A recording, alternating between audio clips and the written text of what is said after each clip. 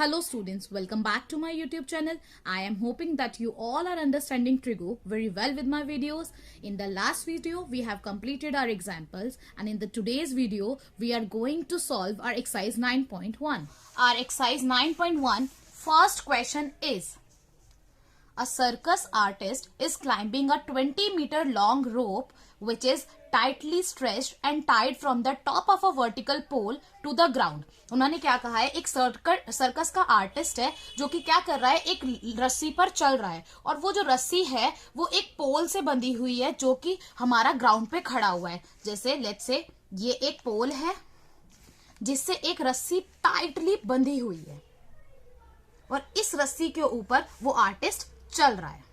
ठीक है, आगे उन्होंने क्या कहा है, find the height of the pole if the angle made by the rope with the ground level is 30 degree. कह रहे हैं इस पोल की हाइट निकालिए कब, जब हमारा जो एंगल बन रहा है उस रोप और ग्राउंड की मदद से वो बन रहा है 30 डिग्री का. और उन्होंने हमें क्या बताया, रस्सी की जो लेंथ है वो कितनी दी है उन्होंने हमें, 20 मीटर. अब देखिए बेटा, अब हम इसे कैसे सॉल्व करेंगे क्वेश्चन नंबर 1 को, वो देखते हैं. इसको लेट से नाम दे दिया ए, बी और सी. बी हमारा 90 डिग्री का हो गया है ना, राइट एंगल ट्रायंगल है क्योंकि. अब हमने देखा हमें क्वेश्चन में दे क्या रखा है उन्होंने और निकालने के लिए क्या कहा है. उन्होंने हमें ए सी दे रखा है और निकालने के लिए क्या कहा है, बी सी. सबसे पहले हमने देखा एंगल की मदद से कि हमारा परपेंडिकुलर क्या है, बेस क्या है और हाइट क्या है. एंगल ए के अकॉर्डिंग परपेंडिकुलर क्या हो जाएगा, उसकी opposite side, that is BC. तो बीसी हो गया हमारा परपेंडिकुलर. बेस क्या हो जाएगी, उसकी एडजेसेंट साइड ए बी, और हाइपोटेनियस क्या हो जाएगी, हमारी लॉन्गेस्ट साइड. तो अब अगर हम ध्यान से देखें तो हमें हाइपोटेनियस दे रखा है और परपेंडिकुलर उन्होंने हमें निकालने के लिए कहा है. तो इसको अब हम कैसे करेंगे वो देखते हैं. अब हमारा काम क्या होगा कि सबसे पहले हम देखेंगे कि हमारा परपेंडिकुलर और हाइपोटेनियस कौन से फॉर्मूले में आता है. तो जो फॉर्मूला मैंने आपको याद कराया था उसकी मदद से हम देख लेंगे. फॉर्मूले में हमने देखा कि P और H दोनों ही हमारा किस फॉर्मूले में आ रहा है, या तो साइन के फॉर्मूले में या फिर किस में आ जाएगा, उसके उल्टा कॉसेक के फॉर्म में. ठीक है, तो ये हम फॉर्मूला लगा देंगे. तो अब ये टोटली आप पे डिपेंड करता है कि आप साइन का फॉर्मूला लगाते हैं या कॉसेक का. जैसे मैंने लगा दिया है साइन का फॉर्मूला. मैंने लिया in triangle ABC, sine angle क्या हो गया हमारा 30 degree is equal to p upon में एच. अब परपेंडिकुलर हमारा क्या है, बीसी. ए के अकॉर्डिंग परपेंडिकुलर बीसी, तो हम लिख देंगे परपेंडिकुलर की जगह बीसी. और हाइपोटेनियस क्या है हमारा एसी, तो हम यहां पे क्या लिख देंगे, एसी. साइन 30 की वैल्यू हम निकाल लेंगे टेबल से. ये मैं आपको पहले ही निकालना सिखा चुकी हूं. ठीक है, अब क्या करेंगे, बीसी की वैल्यू हमें दे रखी है नहीं, तो हम बीसी को ऐसे ही लिख देंगे. एसी की वैल्यू दे रखी है कितनी, 20. और हमने 1/2 साइन 30 की वैल्यू टेबल से ले ली. अब नेक्स्ट स्टेप हमें करना है क्रॉस मल्टीप्लाई. क्रॉस मल्टीप्लाई करेंगे तो क्या होगा, 2 को जब हमने बीसी से इंटू करा तो क्या हो गया, 2 इंटू बीसी. 20 को जब 1 से इंटू किया तो कितना हो गया, 20. अब ये 2 यहाँ पे मल्टीप्लाई में है तो यहां जाके क्या हो जाएगा, डिवाइड. इक्वल टू के इस साइड आके वो क्या हो जाएगा, डिवाइड. ये हमारी बेसिक मैथ कहती है. ये तो आप लोगों को बचपन में ही सिखा दिया गया होगा. The height of the pole is, हमारा बीसी आ गया ना, तो हाइट ऑफ द पोल क्या हो जाएगा बेटा, height of the pole is 10 meter. Now question number 2. A tree breaks due to storm and the broken part bends so that the top of the tree touches the ground making an angle 30 degree with it. उन्होंने क्या कहा है कि एक tree है जो कि तूफान की वजह से टूट गया है और टूटने के बाद उसका जो टूटा हुआ हिस्सा है वो ग्राउंड पे इस तरीके से गिर गया है कि उसने एंगल कितने डिग्री का बना लिया, 30 डिग्री का. ठीक है, उन्होंने ये बोला है. आगे उन्होंने क्या कहा है, the distance between the foot of the tree to the point where the top touches the ground is 8 meter. उन्होंने क्या कहा है कि जो डिस्टेंस है हमारे ट्री के फुट से लेकर उस पॉइंट तक जहां पे वो ट्री ने टच किया है वो कितना है, 8 meter. Find the height of the tree. अब उन्होंने क्या कहा है कि हमें ट्री की हाइट निकाल के दो. तो बेटा ये चीज आपको ध्यान रखनी पड़ेगी इसमें. अगर आप ध्यान से देखें तो उन्होंने कहा ट्री की हाइट, आप सिर्फ अगर वो ये कहते कि सिर्फ बचे हुए ट्री की निकालो तो हम सिर्फ इतना सा निकालते, लेकिन उन्होंने हमें ये नहीं कहा. उन्होंने कहा पूरे ट्री की हाइट बताओ. तो पूरा ट्री तो हमारा ये पोर्शन हो गया ना पूरा, मतलब जो बच गया वो भी और जो टूट गया वो भी. तो सबसे पहले हम इसको नेमिंग कर लेते हैं, ए बी और सी. ठीक है, इसको दे दिया हमने डी। अब हम इसे कैसे करेंगे सॉल्यूशन वो देखते हैं। हमने लिया, उन्होंने हमें क्या दे रखा है, हमें दे रखा है बेस। पहले एंगल ए के अकॉर्डिंग हम देख लेते हैं। एंगल ए के अकॉर्डिंग बेस क्या हो जाएगी, उसकी एडजेसेंट साइड, परपेंडिकुलर हो गया अपोजिट, और हाइपोटेनियस हो गया लॉन्गेस्ट साइड।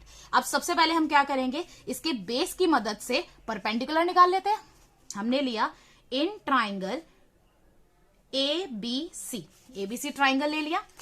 फॉर्मूला कौन सा लगेगा, जब हम परपेंडिकुलर और बेस की बात कर रहे हैं तो फॉर्मूला कौन सा लगेगा, करेक्ट 10 10 30, एंगल है 30, P अपॉन में B। परपेंडिकुलर हमारा क्या है बेटा AC, तो हमने लिख दिया AC। बेस हमारा क्या है AB, तो हमने लिख दिया AB। 10 30 की वैल्यू हम निकाल लेंगे टेबल से, जो कि कितनी हो जाती है 1 अपॉन में √3। AC हमारा हमें नहीं पता है तो हम ऐसे ही लिख देंगे। AB की वैल्यू क्या है 8, 1 अपॉन में √3। अब हमें क्या करना है, इसको क्रॉस मल्टीप्लाई। AC को जब √3 से इंटू करा तो क्या हो गया √3 इंटू AC। 8 को 1 से इंटू किया तो क्या आ गया 8। अब ये यहां मल्टीप्लाई में, तो यहां जाके क्या होगा डिवाइड, तो हम यहां पे क्या करेंगे इसको डिवाइड। ठीक है। अब क्योंकि हम कभी भी डिनोमिनेटर में स्क्वायर रूट वाली वैल्यू को छोड़ते नहीं है, तो हम क्या करेंगे, इसको रैशनलाइज कर लेते हैं। हमने रैशनलाइज कर लिया, तो जब हमने रैशनलाइज करा तो क्या हुआ, जो नंबर नीचे था उसी को न्यूमरेटर से और डिनोमिनेटर से मल्टीप्लाई कर दिया। 8 को √3 से इंटू करा तो क्या हुआ 8 √3। √3 को जब √3 से किया तो क्या आ गया अपॉन में 3 मीटर। ठीक है, ये आ गई हमारी AC। ठीक है, इसी तरीके से अब हम क्या करेंगे, हाइपोटेनियस निकालेंगे। अब देखो बेटा, हाइपोटेनियस निकालने के लिए भी दो चीज यूज कर सकते हैं। चाहे तो हम हाइपोटेनियस को बेस की मदद से निकाल लें, चाहे हम हाइपोटेनियस को परपेंडिकुलर की मदद से निकाल लें। ये हमारे टोटली हमारी मर्जी है, हम कैसे भी निकाल सकते हैं। ठीक है, कॉन्सेप्ट को समझिए और उसके हिसाब से क्वेश्चंस को करिए। आपको किसी भी चीज को रटना नहीं है। ट्राइंगल एबीसी ले लिया, इसमें अब हमने क्या ले लिया, हाइपोटेनियस और बेस को ले लिया। मैंने हाइपोटेनियस और बेस को लिया, आप चाहो तो हाइपोटेनियस और परपेंडिकुलर ले सकते हो। ठीक है, मैंने हाइपोटेनियस और बेस ले लिया। अब मैंने देखा कि हाइपोटेनियस और बेस हमारा किस फॉर्मूले में आता है, वही हमने जो पढ़ा था फॉर्मूला हमने वही लिख लिया। मैंने देखा कॉस के अंदर हमारा हाइपोटेनियस और बेस दोनों चीज आ रही है। ठीक है, तो साइन और टेन का नहीं लगेगा, किसका लग रहा है, कॉस का। ठीक है, कॉस या फिर सेक किसी को भी लगा सकते हैं। हमने लिखा कॉस, एंगल हो गया हमारा 30 डिग्री। फॉर्मूला क्या है, B अपॉन में H। कॉस 30 की वैल्यू हम टेबल से निकाल लेंगे, जो कि हमारी क्या है √3 अपॉन में 2।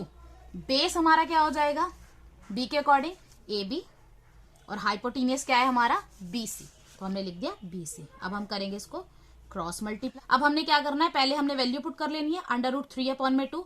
AB की वैल्यू हमें दे रखी है 8 और BC हमें नहीं दे रखा। अब हमें करना है क्रॉस मल्टीप्लाई।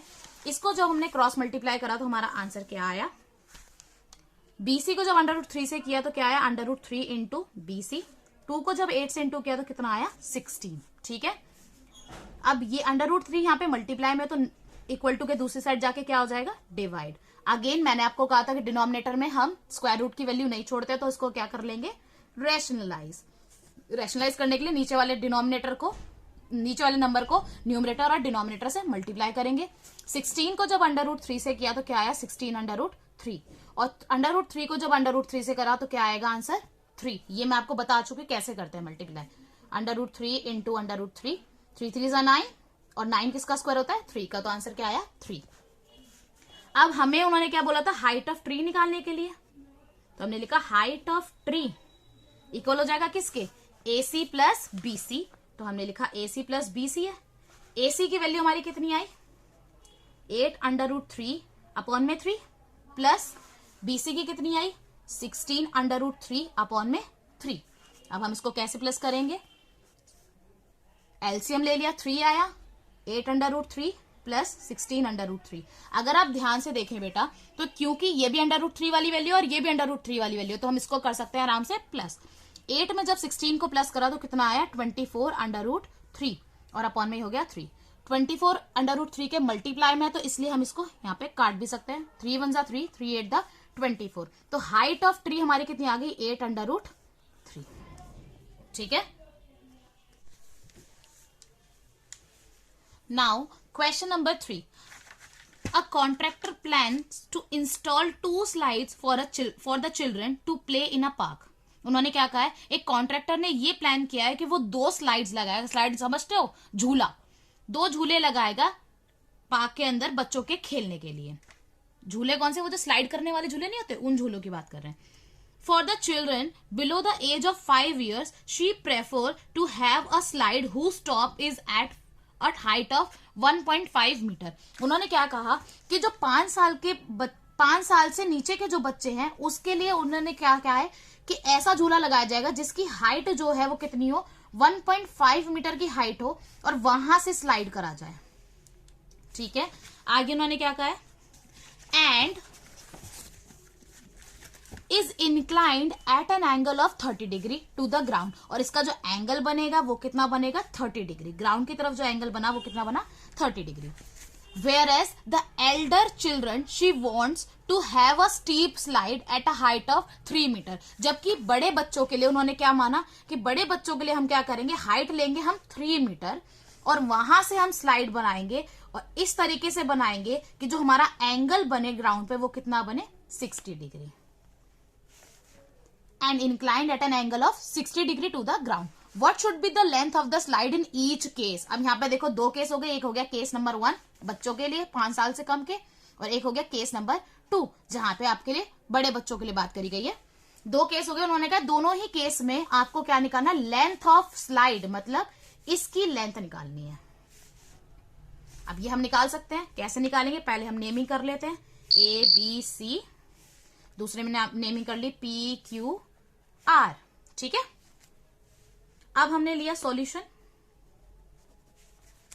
हमने क्या करा, इन ट्राइंगल ABC, पहले ABC की बात करते हैं. एंगल A के अकॉर्डिंग परपेंडिकुलर, बेस और हाइपोटेन्यूस. हमने देखा हमें परपेंडिकुलर दे रखा है और क्या निकालना है, हाइपोटेन्यूस निकालना है. तो वो कैसे निकालेंगे, परपेंडिकुलर और हाइपोटेन्यूस हमारा कौन से फॉर्मूले में आता है, साइन के फॉर्मूले में. साइन 30. साइन की जगह आप कॉसेक भी यूज कर सकते हो, कोई प्रॉब्लम नहीं है, आंसर सेम ही आएगा, P/H. ठीक है, अब परपेंडिकुलर क्या है हमारा BC, तो हमने लिखा BC. हाइपोटेनियस क्या है हमारा AC, हमने लिखा AC. साइन 30 की वैल्यू हम निकाल लेंगे टेबल से, वो हो जाएगी 1/2. ठीक है, अब BC हमारा दे रखा 1.5, AC हमें नहीं पता है और 1/2 हो गया हमारा वैल्यू. अब हमने क्या कर लिया, क्रॉस मल्टीप्लाई. 2 को जब हमने 1.5 से इंटू करा तो वो क्या आ गया, 3. AC को जब हमने 1 से इंटू किया तो क्या आ गया, AC. तो हमारी AC की वैल्यू क्या आ गई, 3 मीटर. फर्स्ट केस का तो हो गया हमारा कि length of slide will be 3 meter. हमने लिखा so the length of slide will be, slide is 3 meter. अब लेते हैं दूसरा केस. दूसरे केस में हमने क्या करना है, दूसरे केस के अंदर हमने लिखा इन ट्राइंगल PQR. तो हमने ले लिया PQR ट्राइंगल के अंदर. अब हमें क्या करना है, हमने देखा एंगल P के अकॉर्डिंग ये परपेंडिकुलर हो गया, ये बेस हो गया और ये हो गया हमारा हाइपोटेनियस. परपेंडिकुलर दे रखा है और हाइपोटेनियस निकालना है तो अगेन फॉर्मूला क्या हो जाएगा, साइन एंगल हो गया हमारा 60 इक्वल टू क्या हो जाएगा, P/H. अब परपेंडिकुलर क्या है इसके हिसाब से, QR, तो हमने लिखा QR.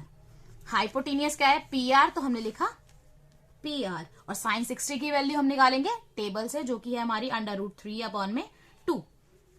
अब QR की वैल्यू उन्होंने हमें दे रखी है 3, तो हमने लिख दी 3. PR उन्होंने हमें नहीं दे रखा है, √3/2 टेबल से निकाला. क्रॉस मल्टीप्लाई, जब हमने इसे क्रॉस मल्टीप्लाई किया तो ये हमारा कितना आया, √3 को PR से इंटू किया तो क्या आया, √3PR. 2 को जब 3 से इंटू किया तो क्या आया, 2 3 6. अब ये यहां मल्टीप्लाई में है तो इक्वल टू के दूसरी साइड जाके क्या हो जाएगा, डिवाइड. और जैसा कि मैंने आपको बोला था कि डिनोमिनेटर में हम स्क्वायर रूट वाली वैल्यू नहीं छोड़ते हैं, तो हमें क्या करना पड़ेगा, रेशनलाइज. जब हमने 6 को √3 से इंटू करा तो वैल्यू क्या आई, 6/3. जब हमने √3 को 3 से इंटू करा तो क्या आई, 3. अब 6 हमारा √3 के मल्टीप्लाई में है तो इसको हम काट सकते हैं ना, 3 1 3, 3 2 6. तो PR की हमारी वैल्यू क्या आ गई, 2/3 मीटर. तो हमने कहा सो सेकेंड केस में हमारी लेंथ क्या हो गई, the length of slide is 2√3 meter. Now question number 4. The angle of elevation of the top of a tower from a point on the ground which is 30 meter away from the foot of the tower is 30 degree. Find the height of the tower. Question number 4 में उन्होंने क्या कहा है कि एक tower है, उसके top से जो एंगल बन रहा है उस पॉइंट तक जो ग्राउंड पे दे रखा है वो कितना बन रहा है हमारा 30 डिग्री. ठीक है. और दूसरी चीज उन्होंने क्या कर रखा है कि हमारा ये जो पॉइंट है ये इस टावर के फुट से कितनी दूरी पर है, 30 मीटर की दूरी पर ये हमारा है. आगे उन्होंने हमें कहा है कि हाइट ऑफ द टावर हमें निकाल के दो. अब हम कैसे करेंगे वो देखिए. सबसे पहले हम कर लेते हैं नेमिंग ABC. ठीक है. अगेन एंगल के अकॉर्डिंग परपेंडिकुलर, बेस और हाइपोटेनियस निकाल लिया. अब हमने देखा कि हमें दे क्या रखा है, बेस, और निकालना क्या है, परपेंडिकुलर. तो ऐसा फॉर्मूला जिसमें परपेंडिकुलर भी आए और बेस भी आए वो हम लगा देंगे, जो कि किस में हो जाएगा हमारा, करेक्ट, 10 में. हमने लिया इन ट्राइंगल ABC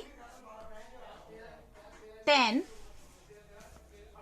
30, क्योंकि 30 है, is equal to P upon में B. परपेंडिकुलर हमारा क्या हो गया, BC, और बेस हमारा क्या हो गया, AB. 10 30 की वैल्यू टेबल से निकाल लेंगे, वो हो जाएगी हमारी 1 अपॉन में √3. नाउ BC की वैल्यू उन्होंने हमें नहीं दे रखी तो हम BC ऐसे ही लिख देंगे. AB की वैल्यू उन्होंने हमें क्या दे रखी है, 30, 1 अपॉन में √3. नाउ क्रॉस मल्टीप्लाई करेंगे तो क्या होगा, BC को जब √3 से इंटू करा तो क्या आया, √3 इंटू BC, और 30 को जब 1 से इंटू करा तो कितना आया, 30. अब ये यहां मल्टीप्लाई में है तो इक्वल टू के दूसरी साइड जाके क्या हो जाएगा, डिवाइड. और जैसा कि मैंने आपको कहा कि हमारा डिनोमिनेटर जो है वो स्क्वायर रूट की वैल्यू में नहीं हो सकता, तो हमें क्या करना पड़ेगा, इसको रैशनलाइज. जब हमने इसको रैशनलाइज करा तो क्या हुआ, 30 को √3 से किया तो क्या आया, √30 √3. √3 को जब √3 से इंटू करा तो क्या आ गया, 3. क्योंकि ये इसके मल्टीप्लाई में तो यहाँ पे डिनोमिनेटर से कट सकता है. 3 1 3, 3 10 30. तो हमारी BC की जो वैल्यू आ गई वो कितनी आ गई, 10 √3 मीटर. तो हम कह सकते हैं so the height of the tower is 10 √3 meter. Now question number 5. A kite is flying at a height of 60 meter above the ground. उन्होंने क्या कहा है, एक पतंग है, लेट्स से ये पतंग है जो कि ग्राउंड से कितनी ऊंचाई पे उड़ रही है, 60 मीटर की हाइट पे उड़ रही है. आगे उन्होंने हमें क्या कहा है, the string attached to the kite is temporarily tied to a point on a ground.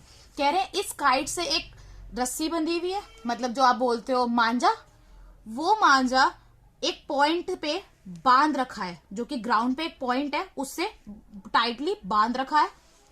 आगे उन्होंने कहा है the inclination of the string with the ground is 60 degree. कह रहे हैं यहाँ पे जो एंगल बन रहा है ग्राउंड की मदद से और स्ट्रिंग की मदद से वो कितना बन रहा है, 60 डिग्री बन रहा है.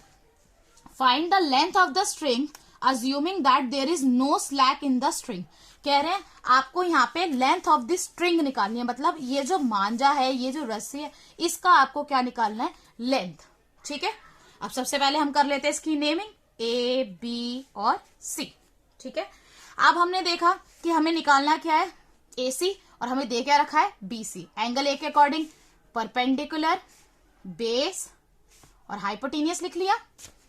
अब हमें परपेंडिकुलर दे रखा है और हाइपोटेनियस निकालना है, तो हमें क्या लगाना पड़ेगा, इसमें फॉर्मूला, ऐसा फॉर्मूला जिसके अंदर परपेंडिकुलर भी आए और हाइपोटेनियस भी आए. तो हम क्या लगा देंगे इसमें, करेक्ट, साइन का फॉर्मूला या फिर कॉसेक का फॉर्मूला, कोई भी लगा सकते हैं, दोनों से ही हमारा आंसर आ जाएगा. लेट्स से अब इस बार मैं साइन का ना लगाकर कॉसेक लगा देती हूं.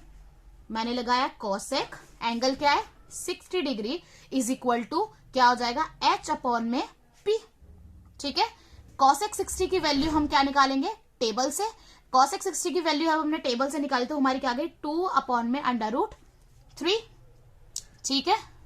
अब हाइपोटेनियस हमारा क्या है, AC, तो हमने लिख लिया AC. परपेंडिकुलर क्या है हमारा, BC, तो हमने लिख लिया BC.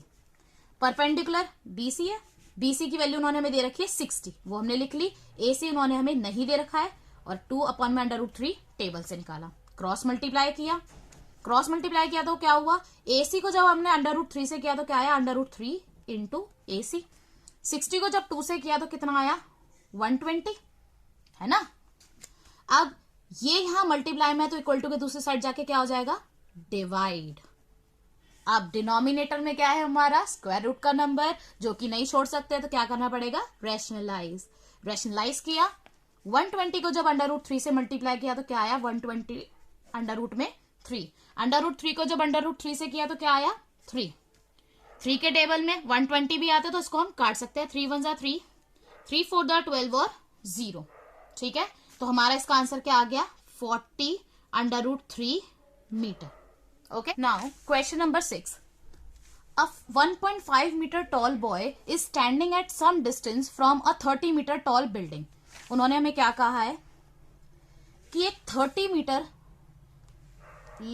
हाइट की बिल्डिंग है जिससे कुछ डिस्टेंस पर एक 1.5 मीटर का लड़का खड़ा हुआ है। The angle of elevation from his eyes to the top of the building increases from 30 degree to 60 degree as he walks towards the building. उन्होंने क्या कहा कि जो एंगल ऑफ एलिवेशन जो उसका बन रहा है उसकी आंखों से उस बिल्डिंग के टॉप तक, वो जब वो बिल्डिंग की तरफ बढ़ता है तो वो 30 डिग्री से कितना हो जाता है 60 डिग्री हो जाता है, ठीक है। जब वो जहां पे खड़ा है, जिस पॉइंट पे खड़ा है, वहां से एंगल ऑफ एलिवेशन 30 डिग्री बनता है, और जब वो बिल्डिंग की तरफ आगे बढ़ता है तो फिर जिस पॉइंट पे वो जाके खड़ा होता है वहां से एंगल 60 डिग्री बन रहा है। आगे उन्होंने कहा है find the distance he walk towards the building. अब उन्होंने आपसे पूछा है कि ये बताओ कि जो डिस्टेंस उसने बिल्डिंग की तरफ जाते हुए कवर किया है उस डिस्टेंस को निकाल के बताओ। मैंने इसको नाम दे दिया A B C D E और F, ठीक है। इसका मतलब उन्होंने हमें कहा है कि पहले वो E पॉइंट पे था, फिर D पॉइंट पे पहुंचा, तो E और D के बीच में जो डिस्टेंस है उसका वो डिस्टेंस आप मुझे बताइए। लेट्स से ये हमारा डिस्टेंस है X, और D और C पॉइंट के बीच में DC जो हमारा है वो है हमारा Y, ठीक है। अब सबसे पहले हम क्या करेंगे, क्योंकि पूरी बिल्डिंग की जो हाइट है वो 30 मीटर है, उसकी मदद से हम निकाल लेंगे FC की हाइट। कैसे, 1.5 मीटर का लड़का है तो ये BC भी हमारा क्या हो जाएगा 1.5, क्योंकि AE और BC अपोजिट साइड्स है। जब हम 30 में से 1.5 माइनस करेंगे तो हमारा FC आ जाएगा जो कि आएगा 28.5 मीटर, ठीक है। इसको अब हम सॉल्व करके दिखाते हैं, मैं बताती हूँ कैसे करेंगे।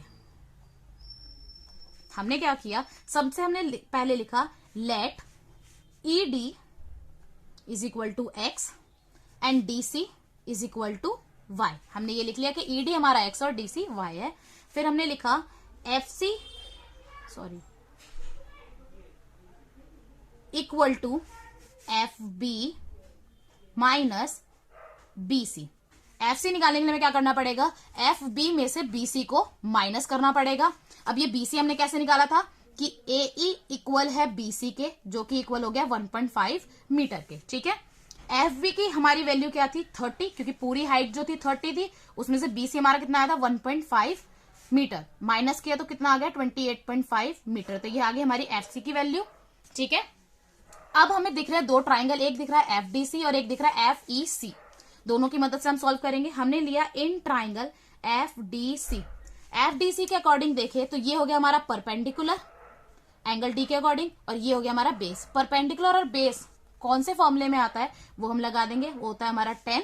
तो मैंने कहा 10 60 is equal to P upon में B। P है हमारा FC और B है हमारा DC। 60 की वैल्यू हम निकाल लेंगे, 10 60 की वैल्यू हम निकाल लेंगे टेबल से, वो है हमारा अंडर रूट 3, ठीक है। FC हमारी क्या आई थी अभी 28.5, DC को हमने क्या ऐड किया हुआ है Y और अंडर रूट 3। अब हमने इसको करा क्रॉस मल्टीप्लाई, अंडर रूट 3 को Y से इंटू करा तो क्या आया अंडर रूट 3 इंटू Y और इज इक्वल टू 28.5। ये यहां मल्टीप्लाई में तो इक्वल टू के दूसरी साइड जाके क्या हो जाएगा डिवाइड में।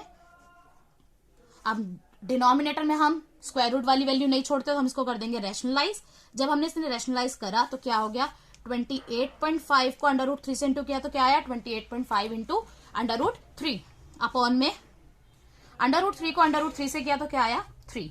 अब 28.5 को 3 से काट देंगे, 3 1 जा 3, 3 9 दा 27 और 3 5 दा 50। तो हमारी y की वैल्यू कितनी आ गई हमारी 9.5 अंडर रूट 3 मीटर, ठीक है। अब हमने बात करी इस पूरे ट्राइंगल की FEC।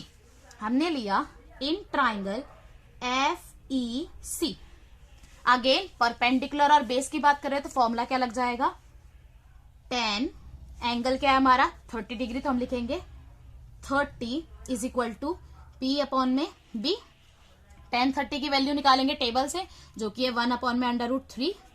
परपेंडिकुलर हो गया हमारा एफ सी, हमने लिखा एफ सी है हमारा परपेंडिकुलर, और बेस क्या हो गया ई सी। अब इस बार पूरा लेंगे ना बेस, तो हमने लिया ई सी। ठीक है, आगे हम कैसे करेंगे,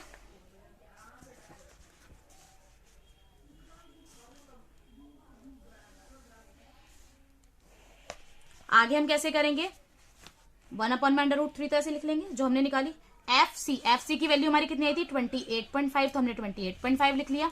ईसी की बात करें तो ईसी बेटा अगर देखें तो दोनों को मिलाकर बन रहा है ईडी और डीसी को, मतलब एक्स प्लस वाई, तो हमने लिख दिया एक्स प्लस वाई हमारा इक्वल है ईसी के। अब हम करेंगे इसको क्रॉस मल्टीप्लाई। 28.5 को √3 से किया तो कितना आया, 28.5 √3 इक्वल टू 1 को x प्लस वाई से किया तो x प्लस वाई। अब क्योंकि हमारी y की वैल्यू यहाँ पे आई थी फर्स्ट इक्वेशन में, तो यहां से हम y की वैल्यू को पुट कर देंगे। हमने y की वैल्यू को पुट कर दिया, x प्लस वाई की वैल्यू आई थी 9.5 √3। ठीक है, अब ये यहाँ पे इक्वल टू के इस साइड पे प्लस में है तो दूसरी साइड जाके क्या होगा माइनस, तो हमने करा 28.5 √3 minus 9.5 √3 is equal to x. जब हमने अब देखो ये भी √3 वाली वैल्यू और ये भी √3 वाली, तो माइनस कर सकते हैं। 28.5 में से 9.5 को जब हमने माइनस किया तो हमारी वैल्यू कितनी आई 19 √3 इज इक्वल टू एक्स। तो इसका मतलब जितना डिस्टेंस उसने कवर किया है वो क्या हो जाएगा, हमने कहा so the distance a boy वॉक्स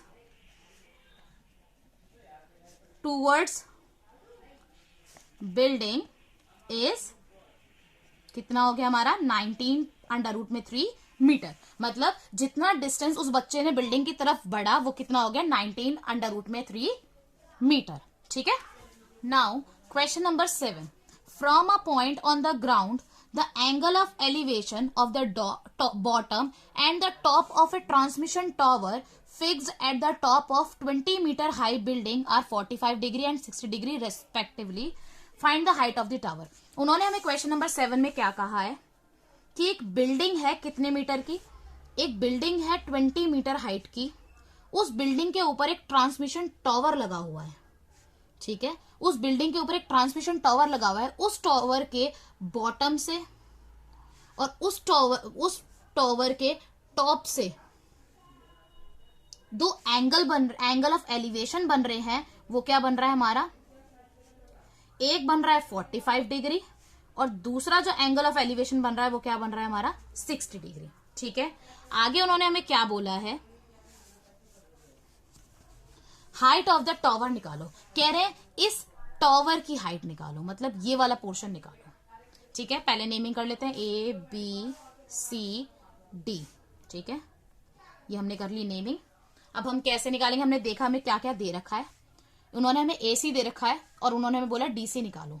अब ये AC के ऊपर है ना, निकालेंगे कैसे, हमने देखा यहाँ पे दो ट्राइंगल हैं ABC और एक है हमारा ADB। इन दोनों की मदद से हमें निकालना पड़ेगा। कैसे निकालेंगे वो देखिए। हमने कहा लेट्स से DC जो है वो हमारा X है, जो निकालना है वो हमने X लेट कर लिया है। हमने कहा लेट्स से DC हमारा X है, हमने लिया इन ट्राइंगल ABC की बात करते हैं। एंगल B के अकॉर्डिंग ये हमारा परपेंडिकुलर है और ये हमारा है बेस, ये है हमारा हाइपोटेनियस। अब देखो दोनों ही ट्राइंगल के अंदर बेस कॉमन है, हाइपोटेनियस तो कॉमन नहीं ले सकते ना, बेस कॉमन ले सकते हैं। तो हमने लिया बेस कॉमन, तो यहाँ पे हमें क्या लेना पड़ेगा, परपेंडिकुलर और बेस को हमें दिमाग में लेते हुए इसको सॉल्व करना है। हमने परपेंडिकुलर और बेस को लिया तो हमारा फॉर्मूला क्या लग जाएगा 1045, क्योंकि 1045 के अंदर आता है परपेंडिकुलर और बेस। ठीक है, 1045 की वैल्यू टेबल से निकालेंगे जो कि है 1। परपेंडिकुलर क्या हो गया हमारा AC और बेस क्या हो गया हमारा AB। AC की वैल्यू हमें दे रखी है 20, AB हमें नहीं पता है 1। क्रॉस मल्टीप्लाई करा तो AB की हमारी क्या आ गई, हमारी 20 मीटर।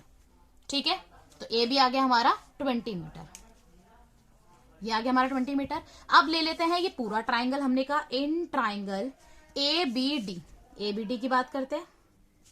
एबीडी ट्राइंगल के अंदर अगेन परपेंडिकुलर और बेस को लेके चलेंगे, क्योंकि इस बार हमारे पास बेस की वैल्यू और ये परपेंडिकुलर में हमें इस पोर्शन को निकालना है, तो हमने लिया परपेंडिकुलर और बेस, तो फॉर्मूला क्या लगा 10।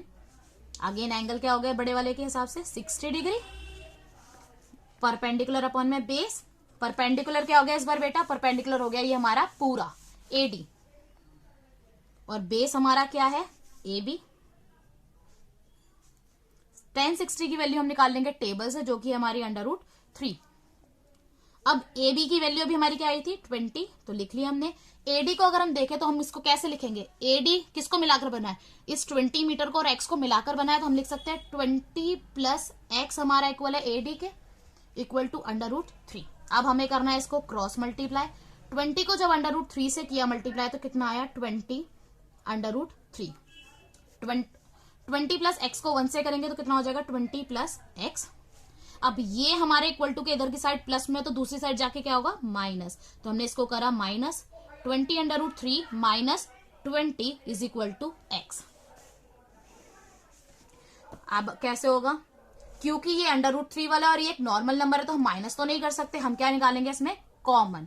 कॉमन देखा हमने दोनों में ही 20 कॉमन है, तो कॉमन निकाल लिया हमने 20, तो ब्रैकेट में हमारे पास क्या बचा 20 √3 में से 20 निकाल लिया तो क्या बचा √3 माइनस 20 में से 20 निकाल लिया तो क्या बचा 1, तो ये हमारा हो गया x की वैल्यू।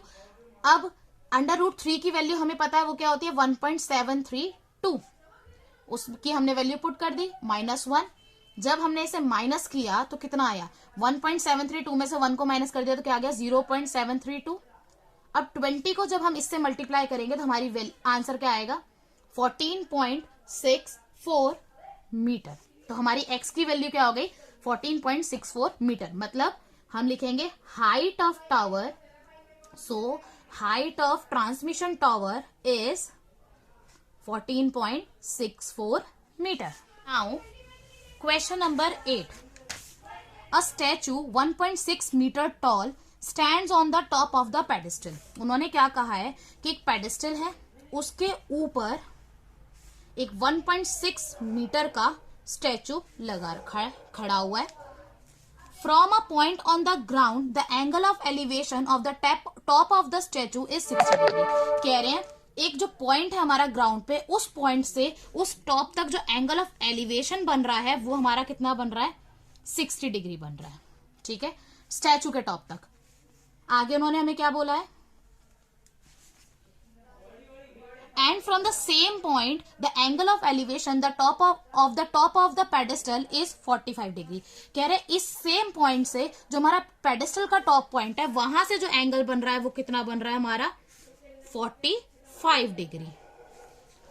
आगे उन्होंने कहा है find the height of the pedestal. कह रहे इस पेडेस्टल की हाइट को निकालिए।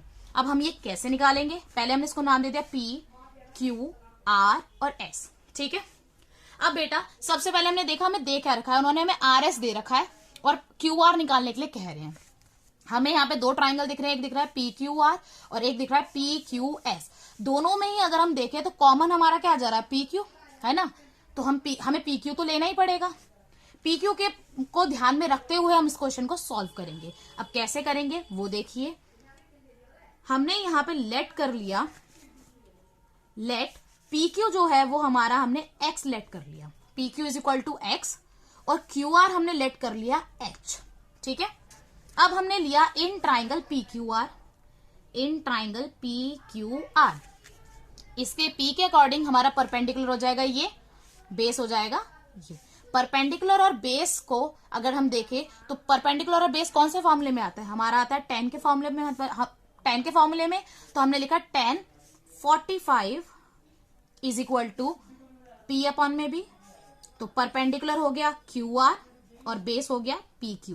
tan 45 की वैल्यू टेबल से निकाल लेंगे जो कि है 1, QR हमने लेट किया था h और PQ हमने लेट किया था x is equal to 1, cross multiply कर लिया तो h हमारा इक्वल आ गया x के, ये हो गया हमारा फर्स्ट, ठीक है, फर्स्ट इक्वेशन होगी, क्योंकि इसे तो अब आगे सॉल्व नहीं कर सकते, तो इसीलिए अब हमें लेना पड़ेगा दूसरा ट्राइंगल। तो हमने लिया इन ट्राइंगल PQS। PQS की बात करते हैं, अगेन परपेंडिकुलर और बेस है तो फॉर्मूला क्या आ जाएगा हमारा tan, या फिर कॉट भी लगा सकते हो, वो आपकी मर्जी है, कोई फर्क नहीं पड़ेगा, आंसर सेम ही आएगा। tan 60 degree. मैंने 10 लगाया है, P अपॉन में B। 10 60 की वैल्यू हम टेबल से निकालेंगे जो कि है हमारी √3। परपेंडिकुलर क्या हो जाएगा इस बार, QS, तो हमने लिखा परपेंडिकुलर हो गया QS, और बेस क्या हो गया PQ। ठीक है, PQ की वैल्यू हमने क्या मानी थी, यहाँ पे X माना हुआ था, तो इसको हमने लिख लिया X। और QS, अगर QS को देखे बेटा तो यहाँ पे QS किस किस को मिलाकर बना है, RS और QR को, मतलब 1.6 प्लस H, यही मिलकर बना है, तो हमने कहा 1.6 प्लस H है हमारा QS √3। अब हमने करा इसको क्रॉस मल्टीप्लाई। जब हमने X को √3 से मल्टीप्लाई करा तो हमारा क्या हो गया, √3x हो गया, इक्वल टू में 1.6 प्लस H को जब हमने 1 से किया तो 1.6 प्लस H आ गया। H की वैल्यू हमने फर्स्ट इक्वेशन में निकालते क्या आई थी, X, तो हम वहां पे क्या कर देंगे, पुट X। तो हमने करा 1.6 प्लस H की जगह कर दिया X। आप चाहो तो यहाँ पे मेंशन कर सकते हो फ्रॉम फर्स्ट। ठीक है, अब ये हमारा X यहाँ पे प्लस में है तो दूसरी साइड जाके क्या हो जाएगा, माइनस, तो मैंने लिख लिया -1.6। अब ये माइनस तो नहीं कर सकते, √3 में से 1 कैसे माइनस करोगे, नहीं कर सकते, तो हम निकालेंगे कॉमन। कॉमन निकाला X तो क्या बचा, √3, X में से X कॉमन निकाला तो क्या बचा, √3, और X में से X निकाल लिया तो बचा 1 इज इक्वल टू 1.6। अब ये X के मल्टीप्लाई में तो दूसरी साइड जाके क्या हो जाएगा, इक्वल टू के डिवाइड, तो हमने कहा X equal to 1.6 divide by √3 minus 1।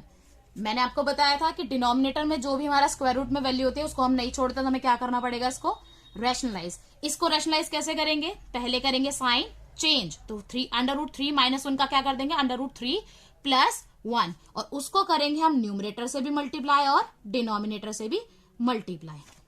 1.6 को जब हमने √3 प्लस 1 से मल्टीप्लाई किया तो हमारा आंसर क्या आया, 1.6 ब्रैकेट में √3 प्लस 1। अब नीचे अगर हम देखें तो आइडेंटिटी आपको याद है, a² माइनस b² की, a प्लस बी और a माइनस बी। तो हमने देखा यहाँ पे हमारा a माइनस बी और a प्लस बी दे रखा है, तो हमारी आइडेंटिटी क्या लगेगी, a² माइनस b²। a² क्या हो जाएगा, √3 का स्क्वायर, माइनस b² क्या हो जाएगा, 1 का स्क्वायर। अब हमने किया 1.6 ब्रैकेट में √3 प्लस 1, √3 का स्क्वायर किया तो क्या आया 3, 1 का स्क्वायर किया 1 आया, तो हमारा ये हो गया x is equal to 1.6 bracket में √3 प्लस 1 अपॉन में 2 से हमने इसको काट दिया तो कितना आया, 1 तो नहीं जाएगा, 0.28 द 16, तो हमारी x की वैल्यू क्या आ गई, 0.8 ब्रैकेट में √3 प्लस 1 मीटर। क्योंकि x हमारा इक्वल है h के, तो हमारी h की वैल्यू भी क्या हो जाएगी बेटा, 0.8 ब्रैकेट में √3 प्लस 1 मीटर। तो हम लिख देंगे सो, क्या लिखेंगे, सो the height of pedestrian will be, height of pedestrian will be is 0.8 bracket में √3 प्लस 1 मीटर।